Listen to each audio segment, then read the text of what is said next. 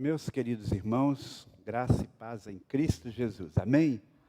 Hoje, como já mencionamos, é uma noite de festa aqui na nossa igreja, é uma noite de festa no céu e pode ser também uma noite de festa no seu coração. Muito felizes estamos não apenas pelos batismos, mas também pelas pessoas que nesta noite, mesmo não pertencendo à nossa comunidade de fé, estão aqui conosco, prestigiando seus irmãos, seus amigos, e é muito bom podermos prestar esse culto que somente o nosso Deus merece. Vocês perceberam que nesta noite, irmãos de diferentes idades foram batizados. Na verdade, não apenas agora à noite, mas ao longo deste domingo, hoje também pela manhã, nós tivemos irmãos sendo batizados.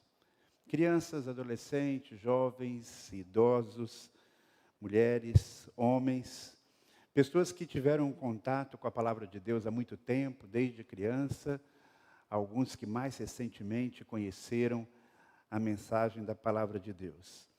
O que todas essas pessoas têm em comum?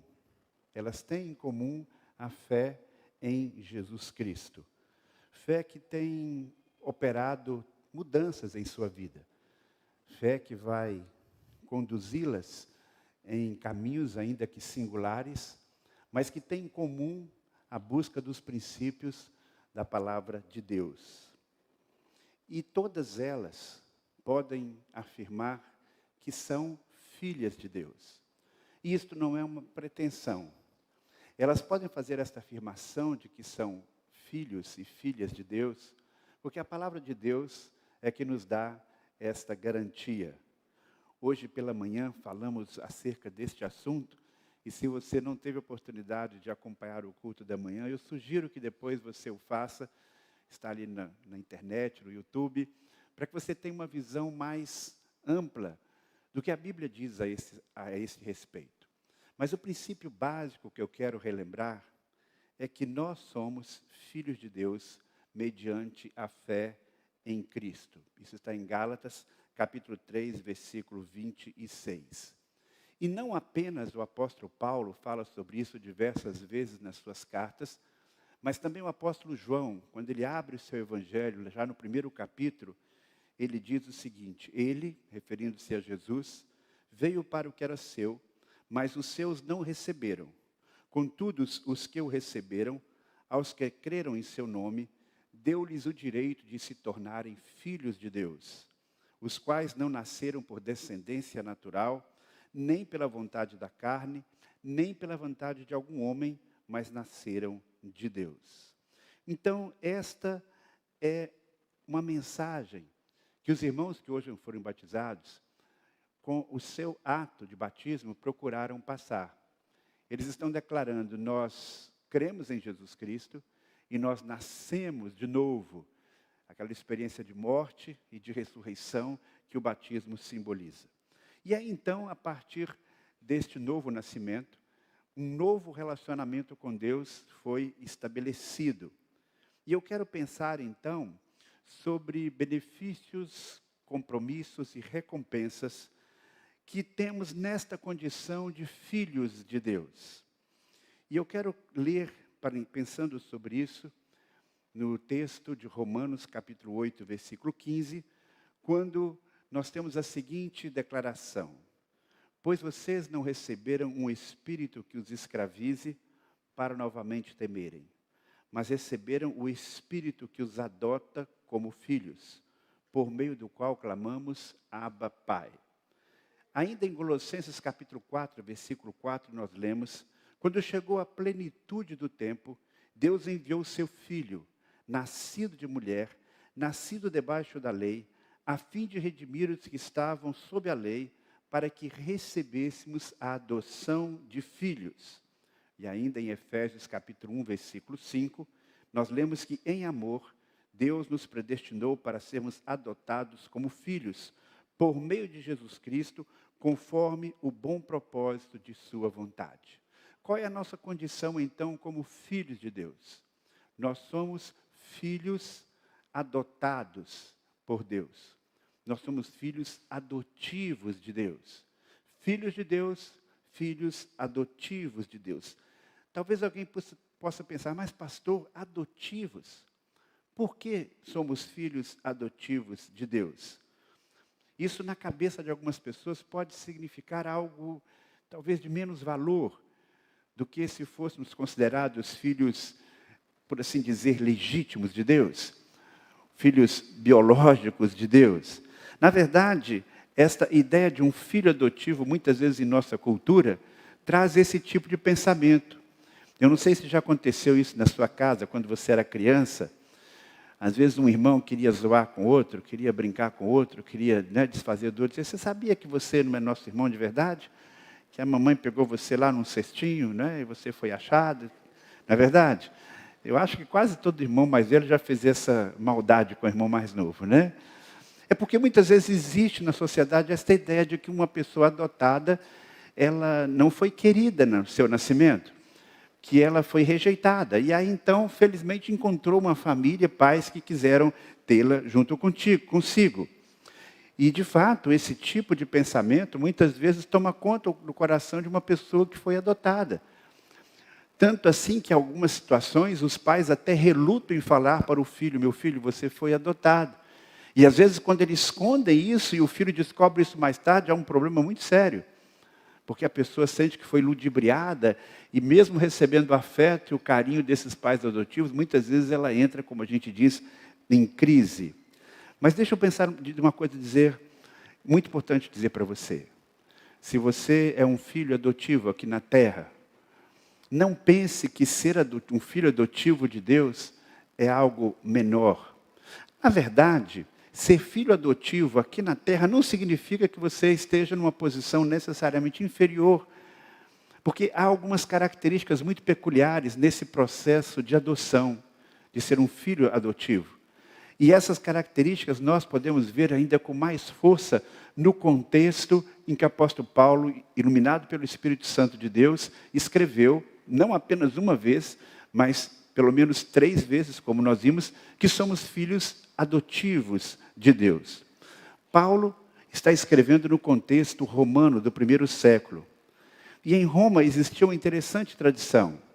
Quando um filho nascia, não era colocado um nome desta criança imediatamente. Esperava-se pelo menos 9 dias para que aquele pai como que confirmasse, eu quero ser pai desta criança.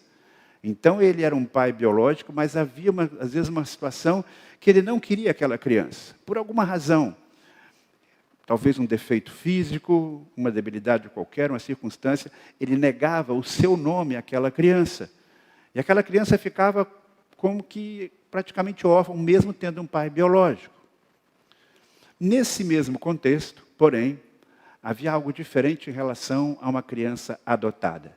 Quando uma criança era adotada, ela recebia imediatamente o nome do pai, o nome da mãe, mas esse processo era irreversível.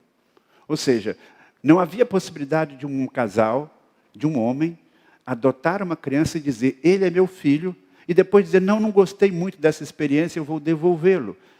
Eu vou devolvê-lo para alguma instituição e ele deixará de ser meu filho. Você percebe então que nesse contexto em que o apóstolo Paulo, iluminado por Deus, fala sobre a experiência da adoção, nós temos algo aqui extraordinário, porque um filho biológico poderia até ser rejeitado. Mas por incrível que pareça, naquele contexto, um filho adotivo jamais era rejeitado. Era impossível que isso acontecesse. Então, quando nós lemos na Bíblia várias vezes que o Senhor nos deu o espírito da adoção, significa que Ele não vai nos rejeitar nunca. Uma vez que fomos aceitos de fato como filhos, seremos filhos para todos sempre. Você e eu, meu querido irmão, somos filhos amados. Jamais seremos desamparados. E isto nos dá uma situação de completa segurança, porque o nosso status de filhos adotivos de Deus é irreversível. Não poderemos jamais ser deserdados ou abandonados. E é isto que nós temos como uma grande ênfase. Sem falar de que um filho biológico, ele pode nascer ou ele pode ser gestado sem que os pais tenham planejado isto. Não é à toa que existem tantos abortos no mundo. Crianças que são geradas, mas depois ainda no ventre materno rejeitadas. Mas geralmente quando um casal, mesmo na nossa cultura, deseja ter um filho adotivo, muitas vezes porque nem pode ter um filho biológico, mas ele decide ter, ele se empenha nisso. Há um empenho extraordinário, há um preço a ser pago, há uma lista de espera para ter aquele filho tão desejado. E aí então, quando esta criança chega na sua casa, via de regra, esta criança é acolhida com grande amor.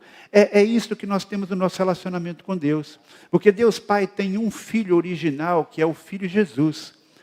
E este relacionamento que nós temos com o nosso irmão Jesus, é que nos dá a condição de sermos filhos de Deus por adoção. Mas, queridos irmãos, além de sermos filhos amados, adotados por Deus, existe uma outra bênção que recebemos nesta condição de filhos. E aí nós vamos então para Gálatas, mais uma vez, capítulo 3, a partir do versículo 29, e o capítulo 4, até o capítulo 4, versículo 7. Diz assim: se vocês são de Cristo, são descendência de Abraão e herdeiros segundo a promessa. Digo, porém, que o herdeiro é menor de idade, em nada difere do escravo, embora seja dono de tudo. No entanto, ele está sujeito a guardiões e administradores até o tempo determinado por seu pai. Assim também nós, quando éramos menores, estávamos escravizados aos princípios elementares deste mundo. Mas quando chegou a plenitude do tempo, Deus enviou o seu Filho, nascido de mulher, nascido debaixo da lei, a fim de redimir os que estavam sob a lei, para que recebêssemos a adoção de filhos. E porque vocês são filhos, Deus enviou o Espírito de seu Filho ao coração de vocês, e ele clama: Abba, Pai. Assim, você não é mais escravo, mas filho. E por ser filho, Deus o tornou herdeiro. O que esse texto está dizendo aqui, meus irmãos, em resumo, é que como filhos de Deus, filhos adotivos de Deus, nós temos uma herança maravilhosa. Nós somos herdeiros por conta desta nossa condição de filhos. Nos dias do apóstolo Paulo, as crianças tinham direito, no caso de uma família rica, a uma grande herança. E mesmo que a família não fosse tão rica, mas aquele filho teria naturalmente a oportunidade de herdar os bens, de herdar a empresa, de herdar tudo que pertencia à sua família. Mas era interessante que não havia muitas vezes esse relacionamento tão próximo do pai com o filho nos primeiros anos. Então a criança e o adolescente, até uma certa idade, ela ficava sob o cuidado de tutores. Era uma espécie de um orientador para aquela criança. E aquela criança e aquele adolescente, por incrível que pareça, diferentemente dos nossos dias, ele não usufruía plenamente aquilo que seu pai e a sua mãe tinham. Ele muitas vezes convivia até mesmo com os escravos. Ele vivia na sua casa, mas ele não desfrutava de todas as regalias, até que ele completasse a maioridade. Quando ele completava a maioridade, então sim, ele tinha acesso aos bens da família, a uma grande parte da herança, e obviamente este acesso completo acontecia quando seu pai falecia. Mas havia um tempo em que esta criança estava sendo orientada, estava sendo treinada, para poder inclusive usar bem todo aquele patrimônio, toda aquela herança da família. Então havia dois estágios. Aquele estágio inicial em que a criança e o adolescente, sob o cuidado de uma terceira pessoa, estava ali sendo acompanhada, estava sendo treinada, e depois, no segundo momento, quando ela atingia a maioridade, ela podia começar a desfrutar do seu direito de herdeiro. Direito que se concretizaria completamente quando os seus pais falecessem. E aí o apóstolo Paulo faz uma comparação, usando este pano de fundo, dizendo que o povo de Deus, na época de Moisés, até Jesus, estava como esta criança, que vivia como uma espécie de escravo, porque não podia desfrutar de todos os bens. E havia então uma série de leis, de regras a serem observadas, assim como aquela criança e adolescente no contexto romano, obedecia muitas vezes normas e leis rígidas, em alguns casos comparadas até àquilo que os escravos se submetiam. E ele diz, então agora na plenitude dos tempos, nesse novo momento, nós estamos numa posição de herdar, de começar a administrar todas as bênçãos que Deus nos dá. Mas esta situação de herança divina é muito mais do que desfrutar das coisas que o pai tem, que a mãe tem, as coisas da família. Qual é a maior herança que nós podemos ter como filhos de Deus? A nossa maior herança é a presença do próprio Deus. A nossa maior herança, quando nós podemos começar a desfrutar uma vez nessa condição de filhos, é a intimidade com Deus. É a intimidade com o nosso Pai Celestial. Se existiu uma coisa que chocou os ouvintes de Jesus quando ele começou a ensinar, foi que mesmo que houvesse já a ideia de que Deus era Pai no contexto do Antigo Testamento, mas esta não era uma ideia tão enfatizada.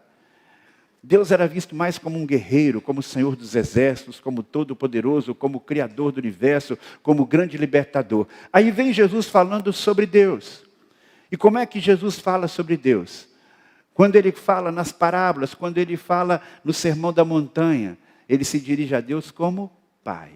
Então isso foi um conceito revolucionário. Olha, esse Deus que é tão poderoso, na verdade, ele é um Pai amoroso. É um Pai que não nega um filho um pedido. Se o filho pedir um pão, ele não vai dar uma serpente. É um pai que está próximo, é um pai que você pode chamar de papai. Essa expressão Abba, no original quer dizer paizinho. Se fosse lá na Bahia, seria painho. Né? Então, é uma expressão carinhosa, uma expressão de intimidade. E ele está dizendo, você pode ter esse relacionamento com Deus e você já começa a herdar esta herança aqui agora. Nosso Pai Celestial é diferente do Pai aqui da terra, é diferente daquele Pai lá da época de Roma, porque o desfrutar pleno da herança acontecia depois da morte do Pai. Mas o nosso Pai Celestial é um Pai eterno. Então, ele não vai morrer nunca, pelo contrário, nós é que vamos experimentar a morte. E aí, quando passarmos da morte para a vida de uma forma plena, quando deixarmos esse nosso corpo mortal, nós vamos então poder desfrutar desta herança de forma completa. E qual é esta herança de forma completa que nós vamos poder desfrutar? A Bíblia diz que os olhos não viram, nem os ouvidos ouviram tudo o que Deus tem preparado para aqueles que o amam. Mas uma coisa eu tenho absoluta certeza, e esta é nossa maior herança. Nós vamos poder ter intimidade com Deus.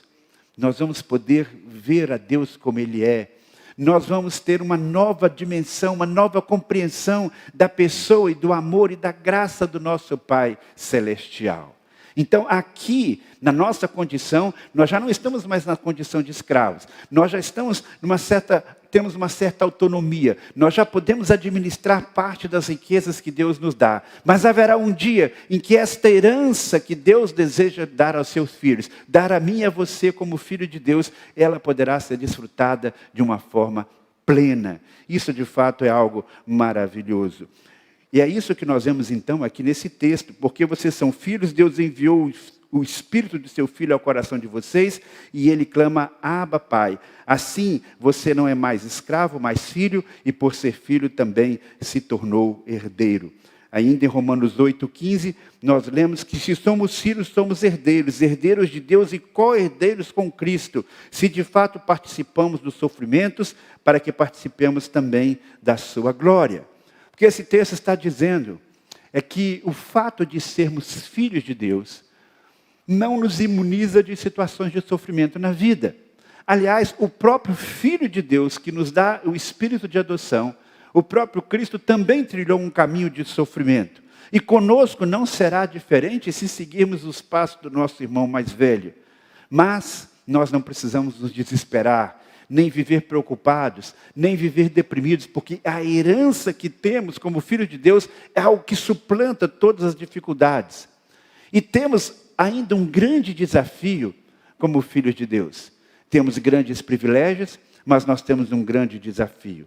E o desafio é que, buscando esta comunhão com Ele, nós possamos nos tornar cada vez mais parecidos com o nosso Pai Celestial. Vejam só o que diz o apóstolo Paulo lá em Efésios capítulo 5, versículo 1. Portanto, sejam imitadores de Deus, como filhos amados.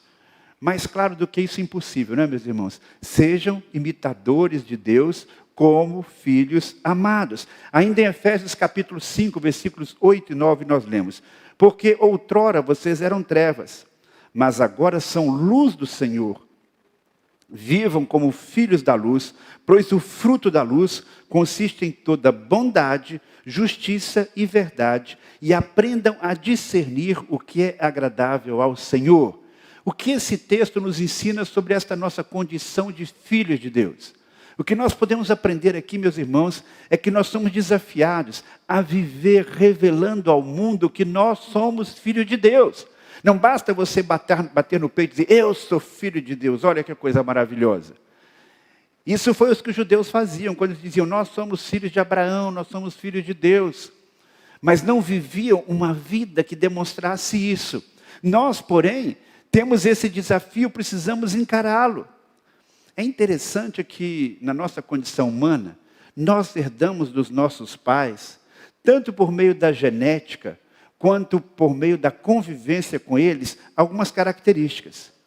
E eu penso que, de alguma forma, isso acontece também no nosso relacionamento com o Pai Celestial. A partir do momento que nós somos por Ele adotados, acontece uma transformação em nosso interior, em nossa essência. E nós nos tornamos filhos que efetivamente têm uma semelhança com o Pai Celestial, que deve cultivar essa semelhança. Porque nós experimentamos um processo de transformação espiritual. Ainda que haja um processo de adoção, esse processo de adoção, ele não anula aquela experiência que eu falei hoje pela manhã. Que quando recebemos Jesus como nosso Salvador, nós passamos por um processo sobrenatural de novo nascimento. Nós temos em nosso espírito, por assim dizer, um novo sangue. E este é o sangue do Senhor Jesus. O sangue que nos purifica de todo o pecado. Se nos nossos relacionamentos humanos nós temos irmãos de sangue, como irmãos em Cristo, nós temos o sangue de Cristo que nos une, que nos faz membros da mesma família espiritual. É interessante que os filhos aqui na terra, que convivem com seus pais, têm a tendência natural de imitá-los. Se um filho convive muito com o pai, sem mesmo perceber, sem fazer nenhum esforço, este filho vai pegando alguns trejeitos do pai. Um jeitinho de olhar, é um gesto, é uma postura, é um sotaque, é um jeito de caminhar. Eu já reparei, por exemplo, depois de algum tempo, que eu caminho de uma maneira muito parecida com meu pai. A gente caminha pisando assim, meio torto, assim, né? Tanto que o sapato aqui ficava, às vezes, com aquela sola assim, né? Com ele é assim, comigo é assim, e com os meus filhos é assim também. Você percebe? Então, tem certas coisas pequenas que você, às vezes, conhece uma pessoa, e depois você conhece o filho daquela pessoa, e só podia ser filho dele. Não só pela aparência física, mas tem alguma coisa que você não sabe explicar, um jeito de se expressar, uma expressão. Nunca me esqueço de uma vez em que um amigo meu de infância, que não me via há muito tempo, me encontrou num congresso. E aí ele disse, Marcos, eu tinha certeza que eu ia encontrar você aqui. Eu falei, por quê? Porque eu vi um menino que é a sua cara, quando você era criança. E realmente aquele menino era o André, que estava bem pequenininho, né? Ele viu o André e disse, com certeza o Marcos está aqui, ele não tinha me visto. E pouco tempo depois a gente se encontrou ali. Então, mesmo que a gente não perceba, a gente carrega algumas características, algum jeito do nosso pai. E fazemos isso no sentido humano, não apenas pela herança genética, mas pela convivência. Onde eu estou querendo chegar? Quando você convive com Deus com intimidade, você vai pegando o jeito do seu Pai Celestial. Você vai se tornando parecido com o seu Pai Celestial. E como é que é esse jeito? Como é que é essa expectativa? A Bíblia diz que Deus é luz. Uma das atributos de Deus, uma das maneiras de vermos a Deus, é vermos Deus como luz. Por isso que nós somos chamados de filhos da luz. E esta luz que vem de Deus, esta luz que nós devemos refletir, esta luz que nos torna semelhantes ao Pai das luzes, ela se manifesta, segundo esse texto que nós lemos agora há pouco, de 4 maneiras. Ele diz, você é filho da luz, ande em bondade, justiça, verdade e sabedoria. Existem na Bíblia outros textos que falam de outras características, mas especificamente neste texto que fala sobre sermos filhos da luz, filhos deste Pai que é fonte de toda a luz, deve haver então entre nós o cultivo dessas características que fazem parte da nossa identidade como filhos de Deus, como filhos da luz. Bondade, justiça, verdade e sabedoria. Na quarta-feira passada nós perguntamos aqui, especialmente para as crianças que deram a sua profissão de fé, o seguinte: o que vocês acham que Deus espera de vocês? E elas foram unânimes em dizer, eu acho que Deus espera de mim que eu não peque tanto, que eu não fique pecando tanto, que eu evite o pecado. E eu, conversando com elas, disse, além disso, que quando você pecar, que você se arrependa do seu pecado, que você confesse o seu pecado. Essas são algumas características de um filho de Deus. E é interessante que um filho que realmente ama o seu pai, ele procura honrar o nome do seu pai.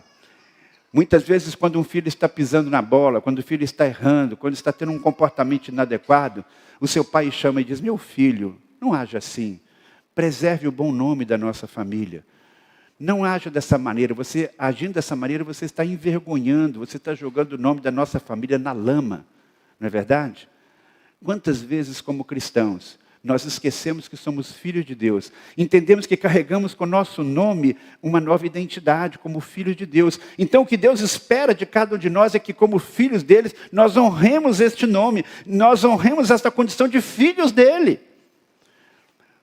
A nossa motivação para viver o que é certo, para seguir o caminho da integridade, o caminho da bondade e da justiça, ela é muito maior do que uma pessoa que não é filho de Deus. Porque aquele que não é filho de Deus pode tentar seguir nesse caminho simplesmente por uma questão ética, moral, por uma questão de querer ser uma pessoa honesta e bem vista na sociedade. Nós temos, além de um poder maior para viver isso, porque nós temos o Espírito Santo dentro de nós, nós temos uma responsabilidade ainda maior, porque carregamos conosco o nome de Deus, porque somos filhos de Deus. Então, vocês que se batizaram hoje, os demais irmãos e todos nós que aqui estamos, lembremos disso. Ser filho de Deus é um grande privilégio. Nós temos uma herança maravilhosa, mas é também uma grande responsabilidade, porque nós carregamos conosco o nome de Deus, o nome de Jesus Cristo. E é interessante que a sociedade, quando a gente diz que é um cristão, quando a gente diz que é o filho de Deus, num certo sentido ela cobra disso. Né? Quando um pastor pisa na bola, não é?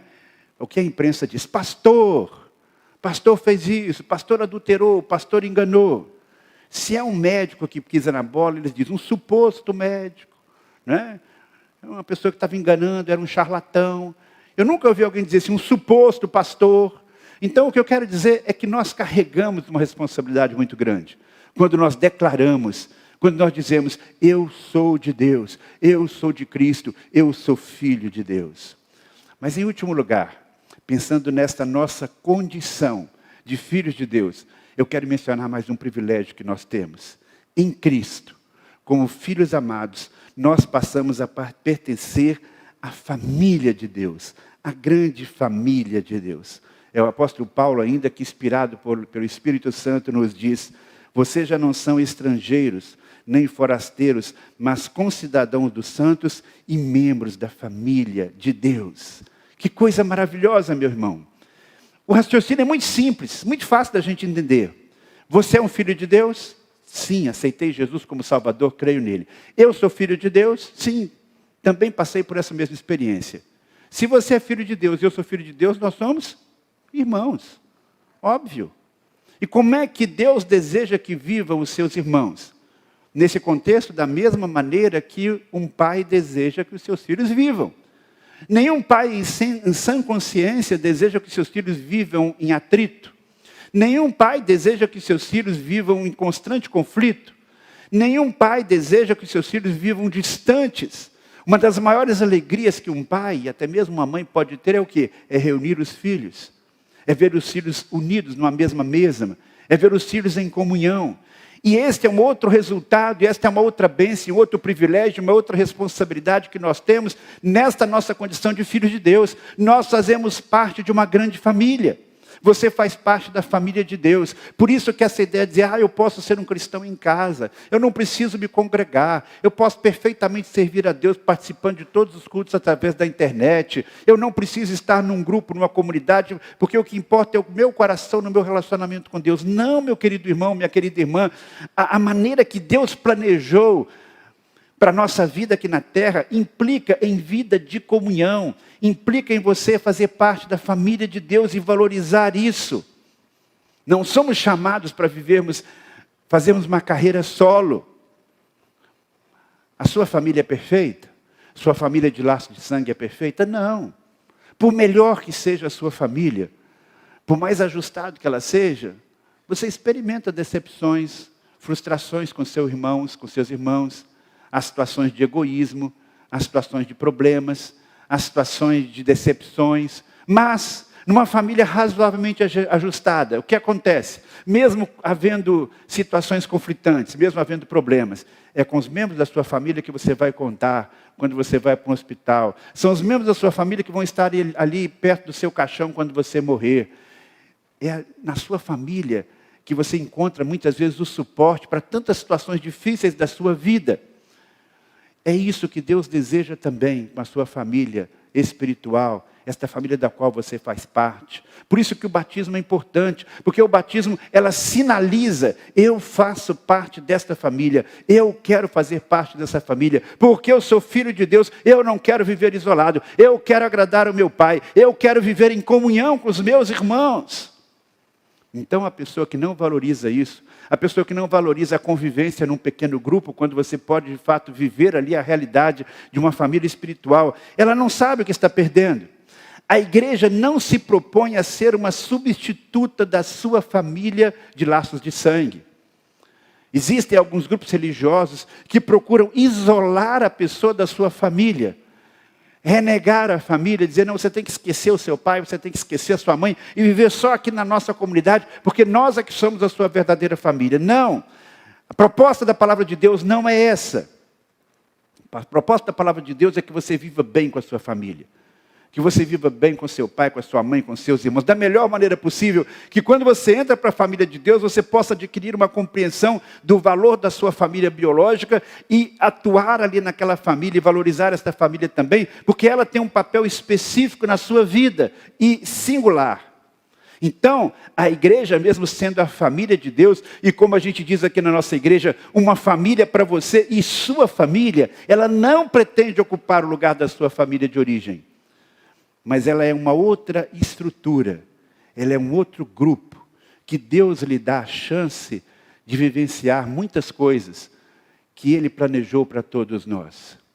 Existem pessoas que vivem muito mal na sua família de origem, sua família de laços de sangue. Experiências frustrantes, muitas decepções, e às vezes essa situação é quase irreversível.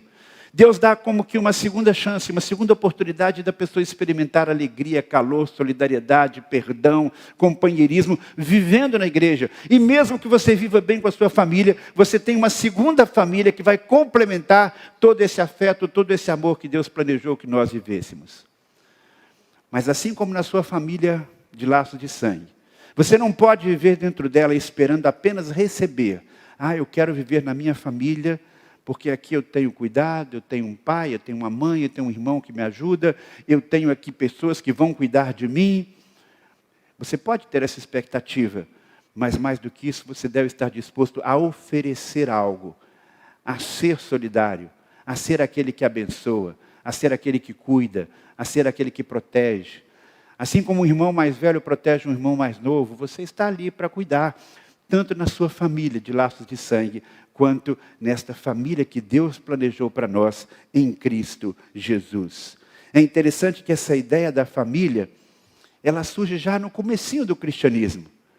Quando Jesus Cristo ressuscita dentre os mortos, uma das primeiras pessoas com quem ele tem contato são as mulheres que foram lá no túmulo para verificarem se Jesus ainda estava lá, e de repente elas têm aquela descoberta do túmulo vazio, e elas se encontram com Jesus, e o que Jesus disse para elas? Não tenham medo, vão dizer aos meus irmãos que se dirijam para a Galileia, lá eles me verão. É interessante que Jesus chama aquelas mulheres não de discípulas, não de seguidoras deles, e não chama também os discípulos com quem ele conviveu durante 3 anos de discípulos naquele primeiro momento.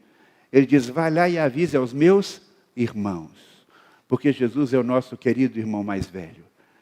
É maravilhoso fazer parte da família de Deus. Nós temos um Pai todo-poderoso, e nós temos um irmão mais velho de primeira, que cuida da gente.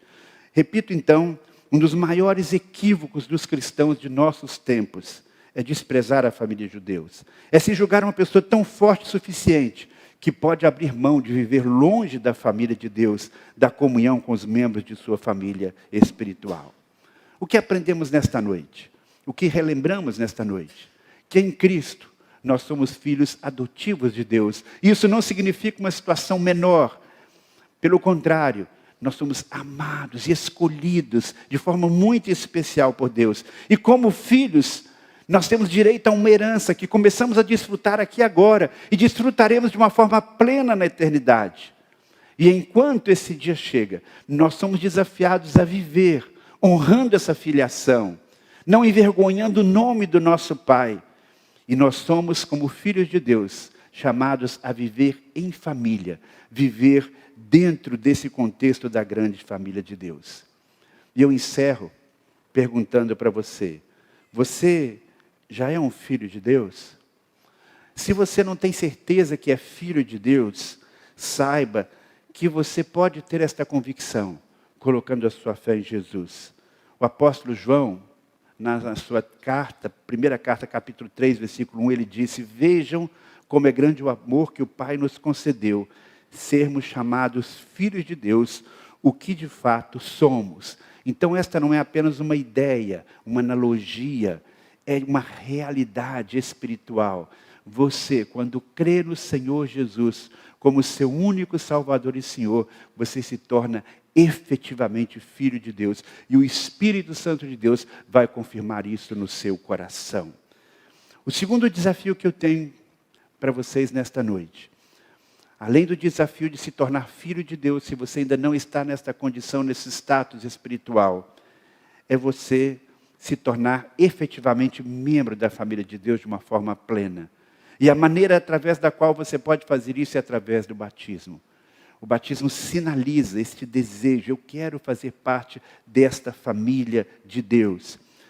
No sentido espiritual, você já faz parte da família de Deus desde o momento da conversão. Mas no sentido social, no sentido do seu testemunho, isso acontece quando você se batiza. Por isso eu quero convidar você agora a fechar os seus olhos por alguns instantes. E quero convidar você a orar. Se você já é um cristão, filho de Deus, comprometido com a sua igreja, vivendo plenamente a realidade desta experiência de fazer parte da família de Deus, agradeça a Deus por isso agora. E se você sabe de alguém que você gostaria que tivesse essa mesma experiência, se tornar um filho de Deus, fazer parte da família de Deus, ore por ele agora também. Se você está aqui neste templo, ou você está aí na sua casa, ou em qualquer outro lugar, acompanhando este culto pela internet, agora mesmo ao vivo ou num outro momento, o Espírito Santo certamente está falando ao seu coração, e Ele convida você a se tornar filho de Deus. E o Espírito Santo de Deus convida você que já é filho de Deus a formalizar este desejo de Deus para a sua vida, de se tornar membro formalmente da família de Deus através do batismo. Então eu quero convidar você agora, tanto aquele que deseja ter Jesus como seu Salvador e Senhor, quanto aquele que deseja, numa próxima oportunidade, se tornar membro da nossa família de fé através do batismo. Nesse momento de oração e de reflexão pessoal, quero convidar você a levantar a sua mão, se você deseja nesta noite dizer: eu quero fazer parte da família de Deus. Eu quero ser filho de Deus também. Eu quero viver esse projeto de Deus para a minha vida. Se você deseja isso, se Deus está falando ao seu coração nesta noite, para que você tome esta decisão de receber Jesus, eu peço que você agora mesmo levante bem alto a sua mão, para que nós possamos identificar você. Que Deus abençoe, que Deus abençoe. Mais alguém? Levante bem alto a sua mão, para que nós possamos identificar ali. Que Deus abençoe também. Mais alguém? Se você deseja se batizar numa próxima oportunidade, você já aceitou Jesus, você deseja fazer parte dessa comunidade de fé através do batismo, você viu os batismos aqui, ficou inspirado, desejoso de dar esse passo também, levante agora a sua mão também, dizendo: eu quero me batizar numa próxima oportunidade. Que Deus abençoe. Deus abençoe. Mais alguém? Eu não vou insistir, mas eu não posso deixar de dar a você essa oportunidade tão especial. Com a sua mão levantada, você está indicando: eu quero ser filho de Deus, eu quero fazer parte da família de Deus. Levante bem alto a sua mão agora, para que nós possamos em seguida orar por você. Nós vamos ficar todos de pé. E enquanto nós cantamos a próxima música, eu quero te pedir algo mais. Você que levantou a sua mão, sem nenhum constrangimento, vem aqui na frente, aqui embaixo. Eu quero falar com você, eu quero orar com você. Não significa que você automaticamente já está sendo membro da igreja a partir desse momento. Você está dizendo: eu quero fazer parte da família de Deus, eu quero ser um filho de Deus, eu quero demonstrar isso claramente de todo o meu coração. Venha à frente aqui agora, enquanto nós cantamos. Todos vocês que levantaram as suas mãos, por favor, podem vir aqui nesse momento.